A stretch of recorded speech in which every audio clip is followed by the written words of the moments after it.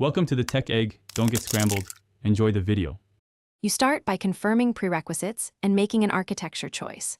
Once done, install Flutter and tools and verify SQL Server connectivity on port 1433 with credentials. Choose REST API as the safer default because it isolates your database and simplifies auth. Alternatively, pick a direct driver only for internal tools.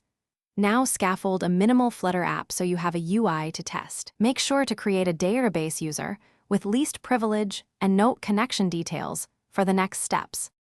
You now implement the backend that mediates between Flutter and SQL Server.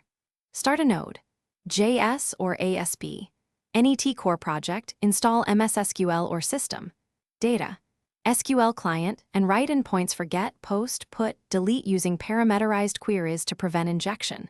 Once endpoints exist, add cores and JWT-based auth to protect data. Store the connection string in environment variables, not code. Test each endpoint with Postman or curl to confirm responses and error handling. Before moving on, you now wire Flutter to the API. Add HTTP or DO, create model classes and JSON serialization, and implement repository methods to call your endpoints. Once done, update the UI with Future Builder or State Management to show loading, success, and error states. Make sure to handle 401 and network timeouts gracefully. Test the full flow on device and emulator.